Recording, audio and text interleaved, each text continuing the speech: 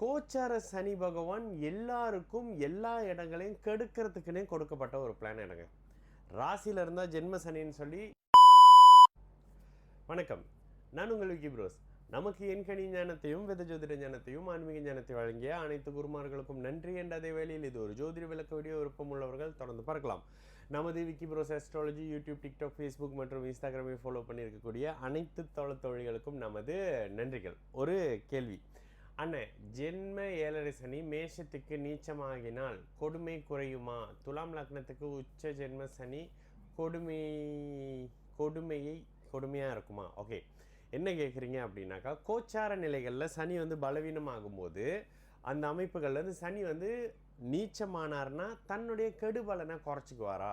அதே மாதிரி கோச்சார நிலையில் சனி துலாத்தில் உச்சம் அடையும் போது தன்னுடைய கோச்சார கெடுபலன் அமைப்புகளை அதிகப்படுத்துவாரா இப்படின்னு கேட்குறீங்க. சரி, ரெண்டு கேள்வியும் ஒரு மாதிரியான கேள்வி. ஏன் அப்படின்னா, கோச்சார சனி பகவான் எல்லாருக்கும் எல்லா இடங்களையும் கெடுக்கிறதுக்குன்னே கொடுக்கப்பட்ட ஒரு பிளான் இடங்க.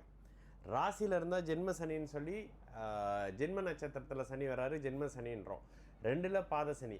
3ஆம் இடத்துல இருப்பது எதிரிகளை கெடுக்கக்கூடிய அமைப்பு. 4ஆம் இடத்துல இருக்கிறது தன் சுகம், தாய் மனைவி அமைப்பு, வீடு அமைப்புகளை கெடுக்கக்கூடியது.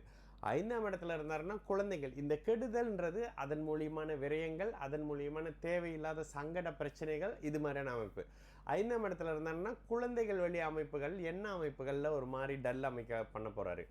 6ஆம் இடத்துல இருந்தால் கடன், நோய், வம்பு வழக்கு, அசிங்கம், கேவலம் மாதிரியான அமைப்புகளை அழிக்க போகிறாரு, கெடுக்க போகிறாரு. சனி கெட்டவரில் எங்கே இருந்தாலும் கெட்டு போனோம்ல. அப்போ 6ஆம் இடத்துல சனி இருக்கும்பொழுது இந்த மாதிரியான அமைப்பு சொல்லப்படுது. 7ல் சனி இருக்கும்போது பார்ட்னர்ஷிப்பு, பிடிவாத குணங்கள், ராசியை பார்க்கறது, சில அமைப்புகளில் பார்ட்னர்ஷிப், பங்குதாரர்களோட தவறான அமைப்புகளில் இன்வெஸ்ட்மெண்ட், அப்படி இப்படி எல்லாம் அந்த பார்ட்னர்ஷிப்பால் வர்ற தேவையில்லாத சம்பவங்கள், பிடிவாத குணத்தை கொடுக்குறாரு. 8ல் இருக்கும்போது அஷ்டம சனி. உங்களுக்கு தெரியும், உயிரை மட்டும் வச்சிருவார், மற்றது எல்லாத்தையும் உருவிடுவார். இதுதான் அஷ்டம சனி.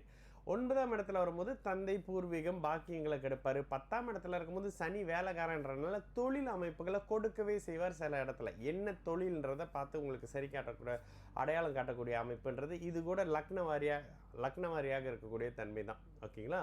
11ஆம் இடத்து சனியும் ஓரளவுக்கு 6ஆம் இடத்து 3ஆம் இடத்து சனி மாதிரி சிறப்பாக சொல்லப்படுது. ஆனால் இதெல்லாம் விதி விலக்கு தான்.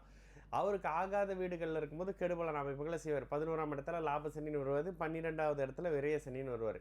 சனிக்கு 12 பாவகத்தில் எங்கே இருந்தாலும் கோச்சார சனி எப்படி இருந்தாலும் கெடுப்பார். நீச்சமாக இருந்தால் கூடுதலாக கெடுப்பார். உச்சமாக இருந்தால் தாளம் போடுவாருன்னு வச்சுக்கோங்களேன்.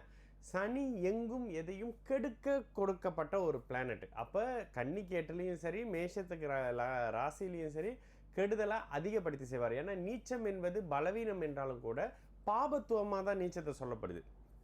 நீச்சம் என்பது கடுமையான அமைப்புகளில் ஒரு செகண்டரியாக, எப்படி சொல்கிறது, ஒரு குறைந்தபட்ச பாபத்துவம் அப்படின்றது தான் நீச்சத்தில் சொல்லப்படுது. அப்போ நீச்ச கிரகம் கெடுக்கவே செய்கிறது, அதுலேயும் பாவ கிரகம்ன்ற தன்மை அப்படின்னு வந்துடும். ஓகேங்களா? இது ஒரு பக்கம் வச்சுக்கிறீங்க.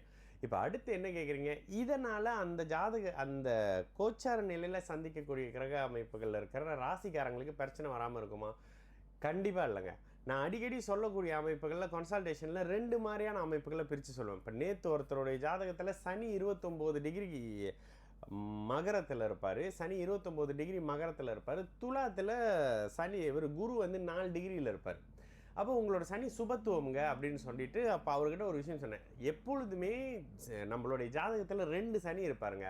ஒருத்தர் கோச்சார சனி எல்லா வகையிலையும் கெடுதல்களை, மன அழுத்தங்களை, ஏமாற்றங்களை, அழுகை, சோகம், பித்தலாட்டங்களை கொடுக்கக்கூடிய ஒருத்தர் தான். அவர் எப்போதும் அதை மட்டும் தான் கொடுத்துக்கிட்டு இருப்பார் கோச்சார நிலையில். தசாநாதன் சனின்னு வரும்பொழுது ஆதிபத்திய ரீதியில் உங்களுக்கு அவர் யார்?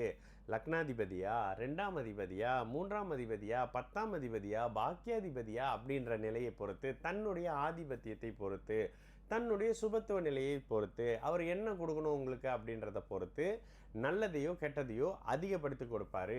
சுப நிலையில் இருக்கும்போது, ஓகே, சுப நிலையில் இருக்கும்போது நல்லதை அதிகப்படுத்தி கொடுப்பார்.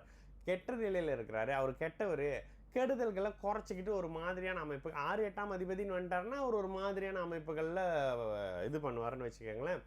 இதனைக்கு அடுத்து அவர் நல்ல ஆதிபத்தியம் உள்ளவருங்க, ஆனால் கெட்டு போகிறாரு, பாபத்துவம் அடைகிறாரு, கெடுதல் பண்ணுவார்.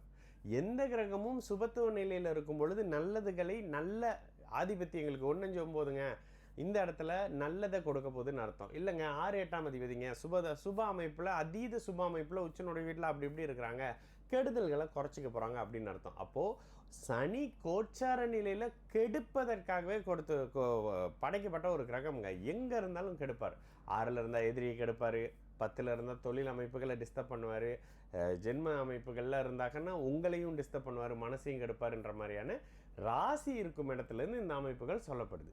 சரிங்களா பிரதர்? நான் உங்கள் விக்கி ப்ரோஸ். நல்லது நடக்கும், எல்லோரும் நல்லா இருப்போம். வணக்கம்.